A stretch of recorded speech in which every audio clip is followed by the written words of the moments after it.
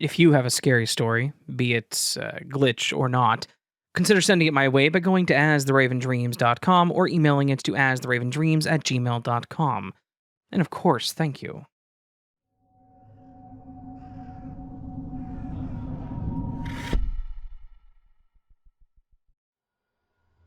Hi, Raven.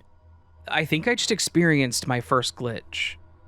I've been a long-time listener of yours and had previously submitted my story about sleep paralysis, but I've never had a glitch. Until today. My job is one of those corporate jobs that tries to make the employees feel like they're all family. We do team building exercises, have employee appreciation days, and we're one of those places that passes around birthday cards for people to sign. We also send out sympathy cards when there is a death in someone's family. This glitch has to do with a sympathy card. Whenever a card is being passed around, we have a red folder with a list of all employees' names on the front and a short description about who/what the card is for. When you sign the card, you check your name off and then give it to someone else whose name is not checked off so they can sign it. Today, someone dropped off the folder at my desk. I opened it and saw that it was for one of my coworkers whose brother-in-law had passed away. I never knew what to write for these types of things, so I read a few of the other messages to get an idea. There were already a bunch of messages saying, "My deepest sympathies, my condolences, I'm sorry for your loss, thoughts and prayers, etc." So, I took bits and pieces and came up with, "My condolences for your loss," and then signed my name. I wrote it on the left side of the card toward the bottom next to the middle fold. I read it again and thought that it sounded a little weird. Like the words really didn't mesh well or something, but I had already written it in pen and I couldn't go back to change it. I flipped to the front of the folder to check my name off, and that's when I saw that there was already a check mark next to my name. Weird. I don't remember signing it. Did someone accidentally check off my name instead of theirs? I opened up the card again to compare those who had already signed to the ones that were checked off. As I was skimming through the card, I froze. I saw my weirdly phrased message, "My condolences on your loss," with my signature. But this time it was at the top right corner of the right side of the card. I looked back at the bottom left side near the fold where I had just signed and it was still there. "My condolences on your loss," and my signature.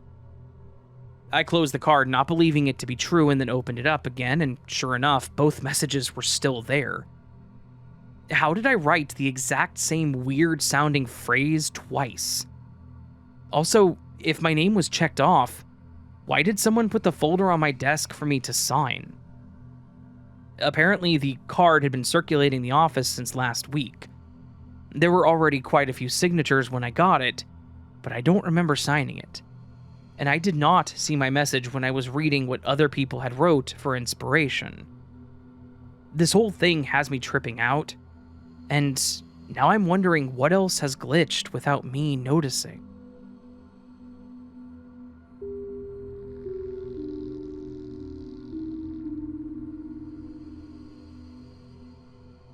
Hi, Raven. As you know, I am addicted to your stories, especially the glitch stories. Something has been happening to me for over a year that, although not what I would call a phenomenon of a glitch, I would call it time synchronicity of some kind. I drive from a city that I work in to the city I live in 5 days a week. I travel on a highway for about 30 minutes to get home.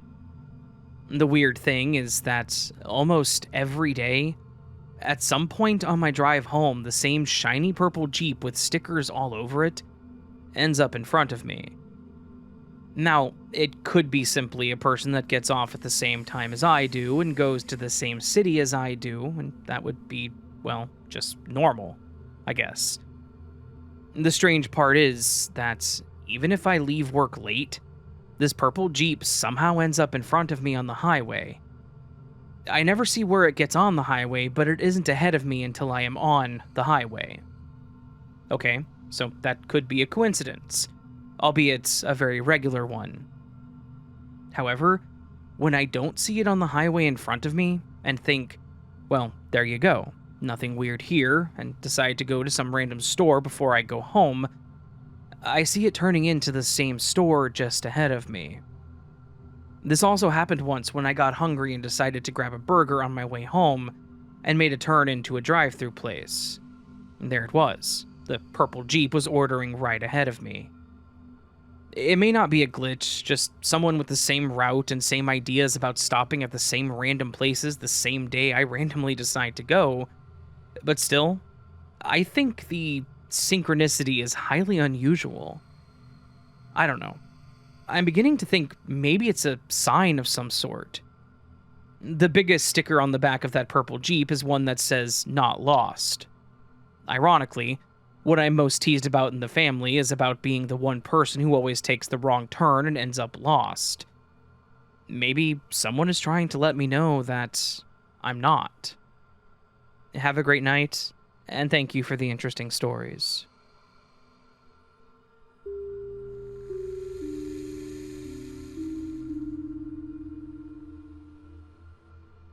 Hello, Raven.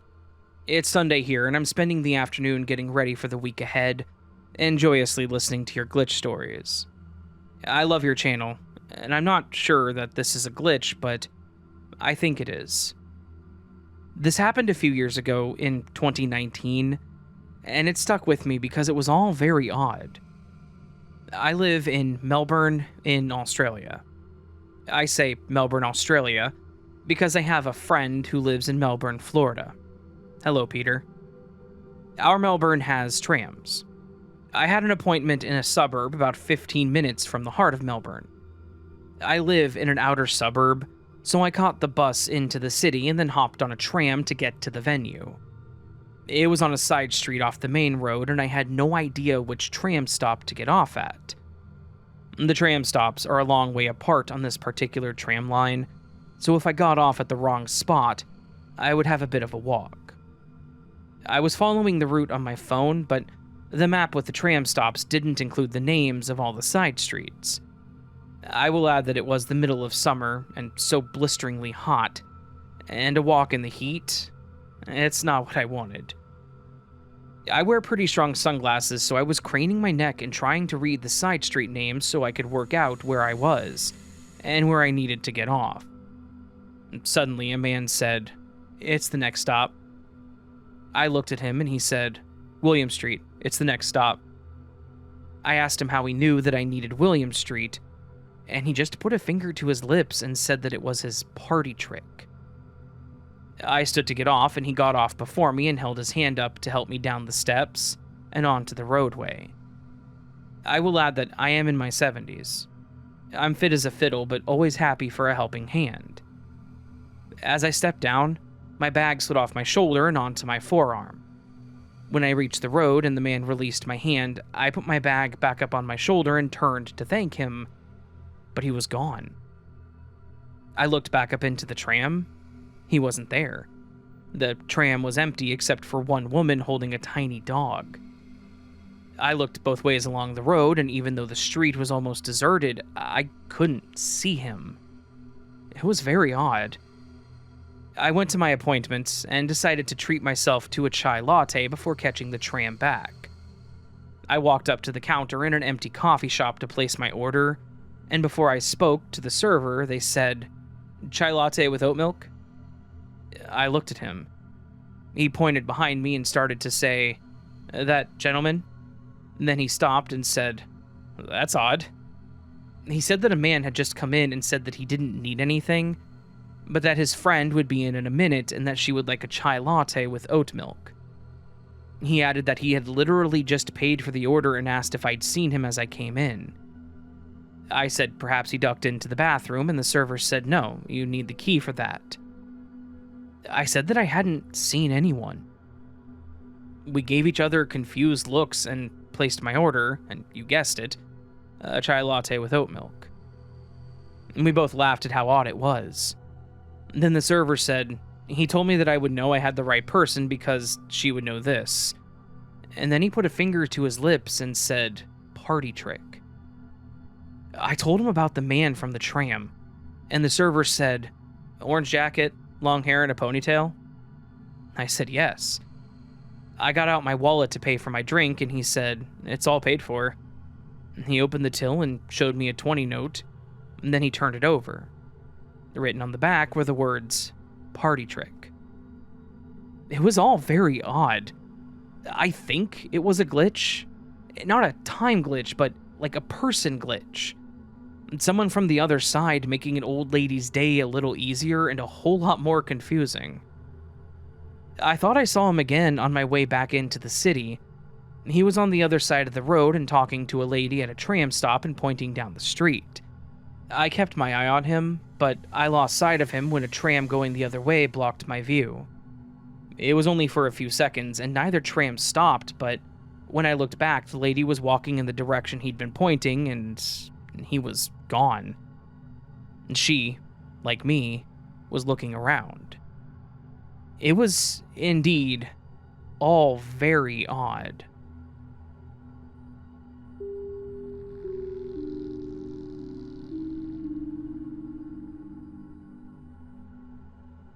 Back in the mid-90s, NHL hockey finally came to Arizona.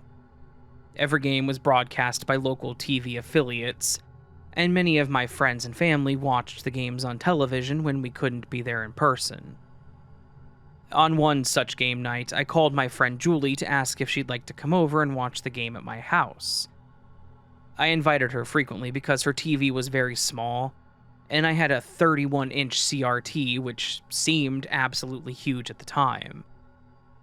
She arrived shortly before the game time, walked straight into my kitchen where she deposited her purse and jacket on my kitchen table, which is something she always did when she visited. Then, she got a glass of water and joined me in the living room.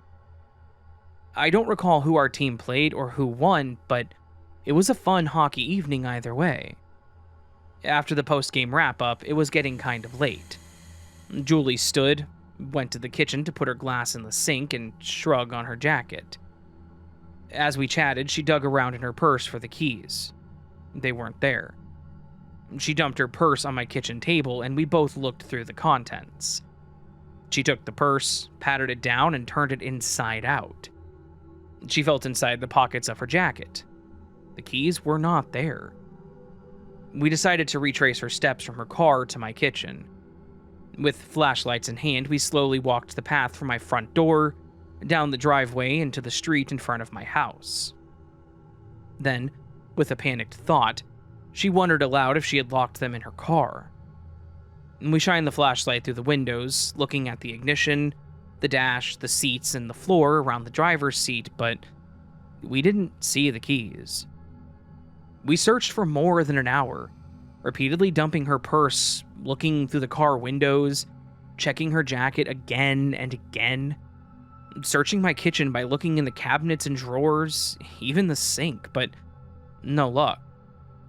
We checked the bathroom, we checked the chair where she'd been sitting during the game. The keys were simply not in the house. By this time, it was nearly midnight, so I thought I would just drive her home, but we both realized immediately that her house key was with her car key, so she wouldn't be able to get in, and she lived alone, so there wasn't anyone there to open the door. I was very tired and getting a bit cranky, so I told her I would make up the sofa bed for her and we'd figure it out in the morning. If she had dropped the keys outside or left them in the car, we would be able to see them in the light of day. I was honestly feeling kind of irritated with her by that point. I assumed that she had locked her keys in her car and was weary of the fruitless search. She reluctantly agreed, and we both went to sleep. The next morning, we went back outside for another look around, checking the ground, again peering through the car windows, still not seeing the keys anywhere. As we went back inside, we started thinking about how she might be able to get into her house if I took her home, and if she could get copies of her keys without having the originals in hand. She would need to call a locksmith. A bit frustrated and griping about how much this was going to cost her, she grabbed her purse from the table. As she lifted it up to sling it over her shoulder, there were her keys. Now, we had lifted that purse countless times the night before, so there is no way that they'd been there all along. We stared at each other, jaws slack, eyes wide, and then we both burst into tears. This was not possible. And though we were both obviously elated to have found her keys, we wondered why this happened. Had God prevented her from driving home that night to avoid being hit by a drunk driver? Had he prevented me from driving her home for the same reason? We accepted the fact that we may never know the reason why her keys disappeared one night and reappeared the next day in a spot where they would have been impossible to miss.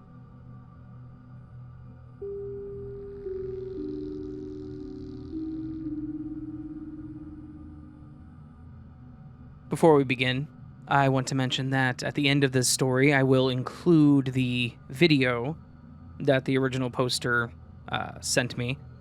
There is also a link to the YouTube video that they uploaded. It's the same video in the description down below. So please do check that out because it's interesting. My son had come in from work. He worked third shift. He'd gotten off work early, so he was going to his girlfriend's apartment. It was 3:20 in the morning. When he came in, he grabbed some clothes. I walked to the front door with him. It was 3:28 a.m. I watched him walk to his car and stood in the door while he backed out and went on his way. I lived in Flint. Crime was high and a couple of drive-by shootings had happened earlier, so I needed to know that he was safe, even though he was in his 20s. I stood in the doorway listening to the neighborhood. It was when COVID was high alert and people were mostly in their houses, except for thugs and drug dealers, gang members, and hookers. You could hear guns, cops, etc. No silence. But there was nobody on my block. The next morning, I got a call from the neighbor down the street asking me to check my camera because their house was shot up the night before. They needed to know who did it. As I was reviewing the video, I noticed this guy pop up out of nowhere, acting very nervous. And he kept looking behind him. I was standing in the doorway at that time. It was right after my son had pulled away. It doesn't make sense. There was nobody on the street. I did not see him at all. I went to the spot as soon as I saw it, and there was a circle pattern in the grass. I jumped on it as hard as I could, but it was solid as the rest of the ground. I've pasted the link to the video on YouTube. Nobody has ever responded to my video. There's 148 views, but it's never been publicly told. Okay, so on 2/20/20, about 3:25 a.m.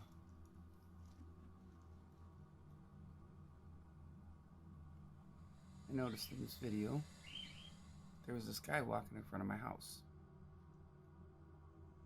Seems to pop up out of nowhere. I'll rewind it.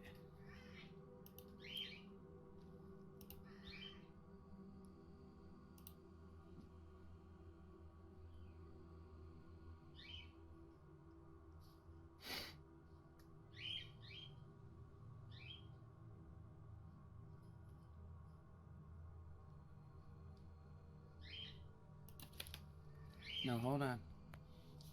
So anyways, this is the other view where the guy walks in front of my house. And he seems to be quite nervous when he keeps turning around.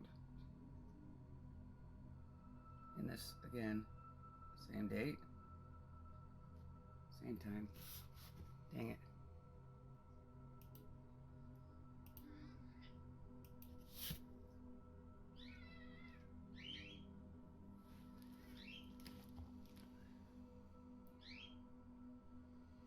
He seems really nervous, and he keeps looking back.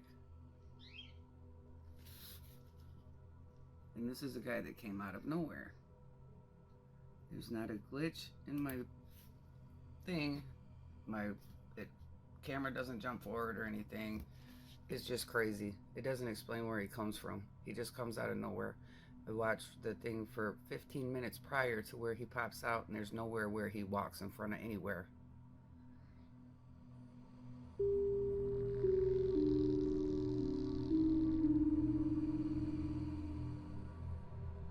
Hey Raven, this happened in the pandemic, around 2021. I just felt like I should share this now.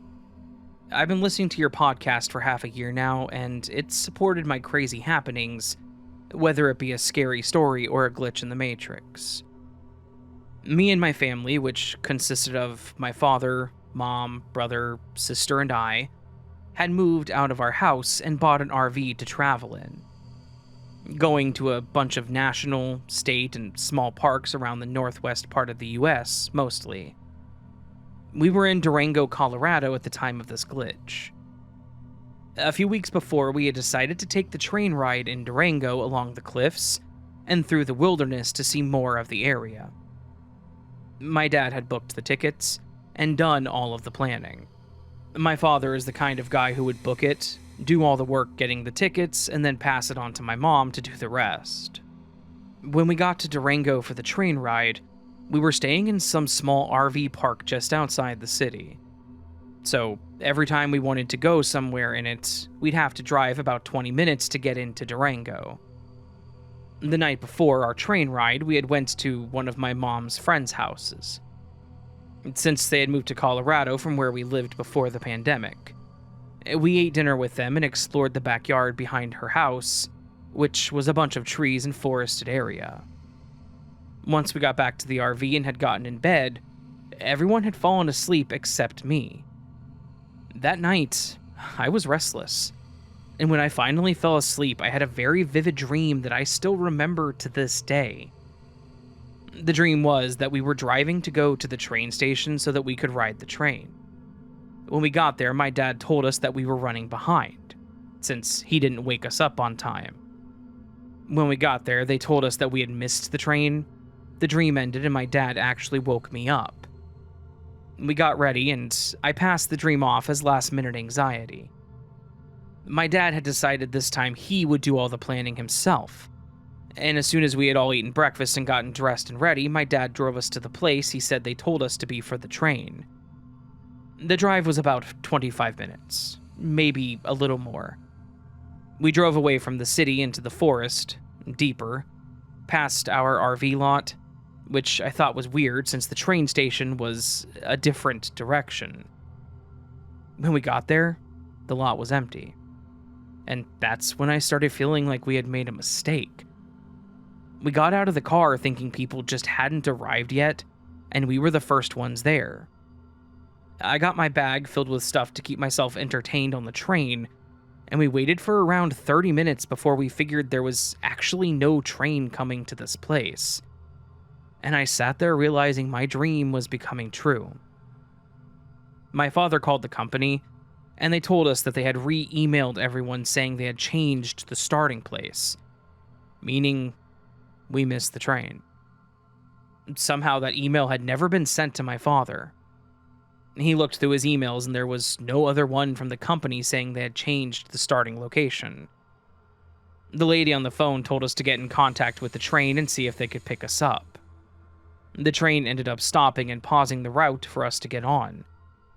The scenery was beautiful even if we missed part of the train ride. In the end, I decided that my dream felt a little too real and predictive to be chalked up as just last-minute anxiety. And of course, thanks, Raven.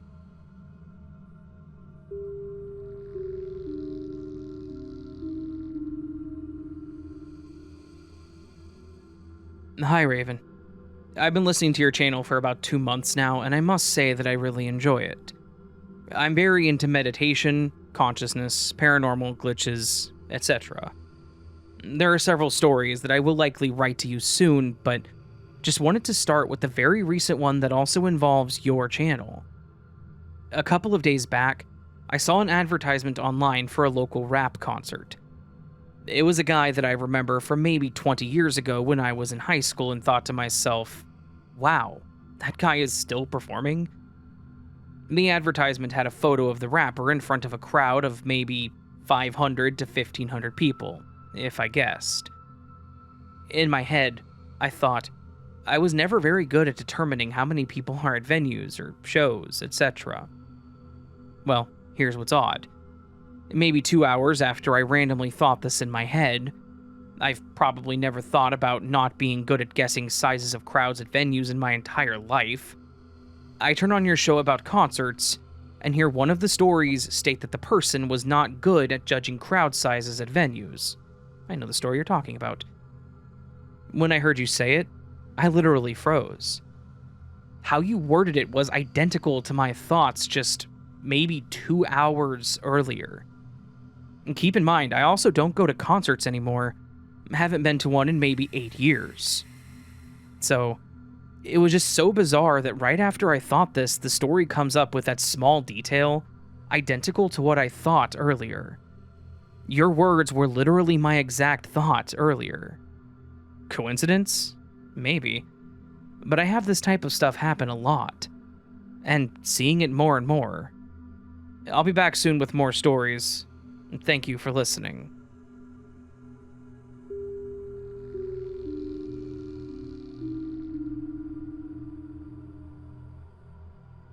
Hi, Raven. Thank you for all of your work. Your voice is so soothing, and I love what you share with the world. Oh, thank you. My own glitch story is as follows. Prior context. My eldest brother estranged himself from my family a few years ago. I wasn't in the country at the time and learned of it months later, and I think because absent, I wasn't enmeshed as much with the drama. Still, contact became incredibly sparing. Fast forward, and I'm at a work conference abroad. I meet a colleague who I wanted to keep contact with. I found them on Facebook later and messaged them saying that I would love to stay in touch. Side note, I'd had a bit of a strange day already, but nothing really noteworthy. Anyway, as part of my message to this person, I gave them my number in case they wanted to text or call me. A couple hours later, I'm back on my phone and open Facebook Messenger. I see the last message sent to the colleague. It's a phone number, but it's not my number. I look at it incredulous, and I open the chat to see not my number, not even close, sent by myself to this person. Bemused, I try to recall my memory, and then, curiously, I wonder if the number even exists. I select, copy the number, and paste it into my keypad on my phone, and pressed call. Instantly, my estranged brother's number, which I of course would have saved on my phone, flashed up. I hung up and freaked out. Freaked out really badly and went straight through to my other brother and parents, who I was living with at the time, while basically having a panic attack because I quite frankly did not understand what was happening. I was shaking. They were freaked out by my behavior, but comforted me. I questioned what or how what happened had, well, happened. Weirdly, earlier that day I'd been drifting through thoughts en route home after the work conference, and at a specific point my estranged brother came to my mind. I had yearned for us all to be back in contact.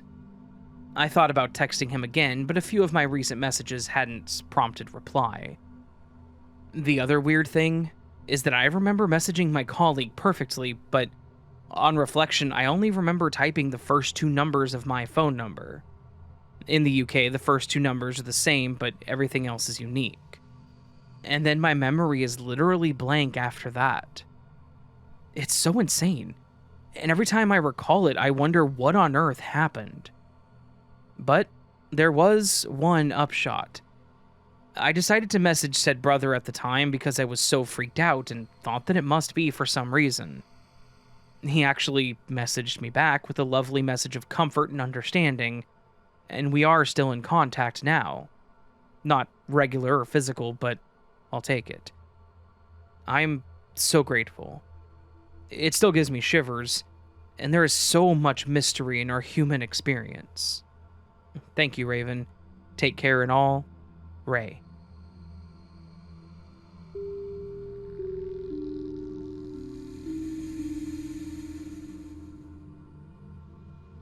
A few months ago, I posted about my lost phone receiver, which reappeared a month and a half later in its customary location, the green rug by the side of my teal-colored tub. Notwithstanding that I bathe daily and surely should have spotted the white phone, I conceded that, given that I tend to be oblivious to the obvious, the purportedly paranormal event was more likely attributed to my having experienced a 6-week span of attention blindness. As to how to account for this week's events, I'm stumped. A few days ago, with both hands occupied, I tipped my head toward my steel table for the purpose of depositing my dollar store glasses, which had been perched on my forehead onto the surface. Though the lights were off, soon after I commenced to shake my glasses free, I heard the distinctive clunk. The following morning, I was perplexed to find that the glasses had vanished. Needless to say, so goes the disingenuous disclaimer before we proceed to say, I searched everywhere. Last night, in preparation of refilling the slots in my pill case, I took out the flexible plastic container in which were crammed my 4 bottles of vitamins. When I finagled one of the tightly ensconced bottles out of the container, there in the freed up space were my neatly folded glasses. How did the glasses, which must be manually folded, move from the table in my bedroom to a box in the bathroom cabinet? How could they have shared such a meager corner space with a tightly wedged pill bottle? I welcome any explanation that does not invoke the woo factor.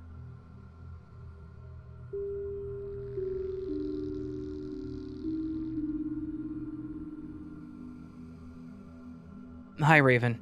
I'm new to your channel. Sorry if there's any bad grammar, but this happened back in 6th grade.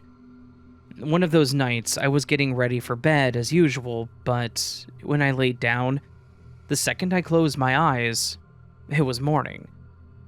I had my alarm set for 6:30 a.m. It's like nighttime happened at the speed of light. I was confused, but my energy full. I went to the bathroom to get ready for school, but as soon as I saw myself in the mirror, I glitched out, and I saw my own feet inside of a coffin. To imagine this, wrap your entire body around blankets with no way of laying on your back with your legs and arms touching the side of your body. And you'll know what I'm describing here. Then I glitched back. I knew something had happened that night and that I had died and been put in a universe where I didn't die. I talked about the sleep thing to my family, but all they said was, that's the best kind of sleep. To this day, I still don't know why that happened. I saw my own dead body's point of view in the coffin for a split second. That was the first thing I experienced with a glitch in the Matrix. I also experienced a deja vu kind of thing, but it's not deja vu. But that's a story for another time. And thank you for reading my story.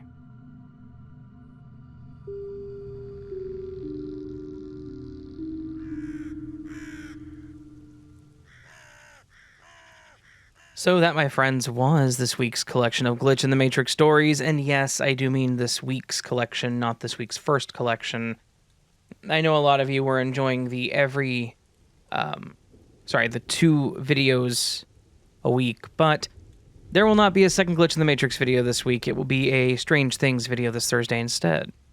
Hopefully you guys did enjoy the twice weekly Glitch stuff. It was fun doing it, but I could not maintain that. I don't have enough stories.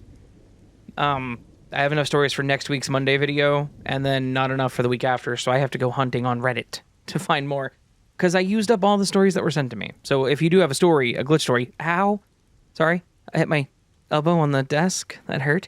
If you have a glitch story that you've been considering sending my way and just haven't yet, please consider doing so soon, astheravendreams.com or astheravendreams@gmail.com. If you liked the video and want more, please do hit the like button. If you're new to the channel and liked what you heard, consider hitting that subscribe button. While you're on the website, you can also find the podcast on all the other platforms, and on my social media links where you can follow me if you so choose. I've been thinking about doing an Ask Me Anything again. Another set of, you send me questions and I answer them. Are you guys interested in that? Spotify said they would be, so Like my listeners on Spotify, not Spotify the company, because I should make that obvious. So maybe. Thinking about that. If you guys would be interested and have more questions you want to ask, or if you're new to the channel and didn't hear my last Ask Me Anything, which happened, 2-3 years ago? 2 years ago, 2023, I think. That's been a long time. Anyways, let me know if you're interested in that. I'll set up a page for it. What else? Just, you're awesome. Stay awesome. Yeah. Since this is a Monday Glitch video, we are doing what we call the Word of the Week. With the Word of the Week, I give you a word, you take said word, use it in a sentence in the comments, and from there I take your comment, screenshot it, and use it in the next week's outro section. On the screen right now, and several moments prior to now, is the collection of all the screenshots I took from last week's. Hopefully I got them all. If I didn't, I apologize. I'm pretty sure I did. These people went above and beyond, left a comment with the Word of the Week, and get featured as such, like I mentioned. So again, thank you to all of these wonderful and amazing people. You all helped the video do better than usual, and I appreciate that more than I could ever say. Now, this week's Word of the Week is going to be one that's actually a little harder to use, in my opinion, but I know you guys can do it. It is obviate. O-B-V-I-A-T-E, which is to anticipate and prevent something such as a situation, or make an action unnecessary. Now, I needed an example for this, so I looked one up, and a good example is certain medications can obviate the necessity of surgery. So some conditions can be cured with medication versus surgery, so medication would make the surgery unnecessary. That would obviate it. So use the word obviate in a sentence, get featured next week at the end of the video, and yeah. Thank you for being amazing. Hope you know that you are loved, valid, and important. You're the best that you can be. Don't forget it, and don't let anyone tell you otherwise. Until next time, my friends, much love and sleep well.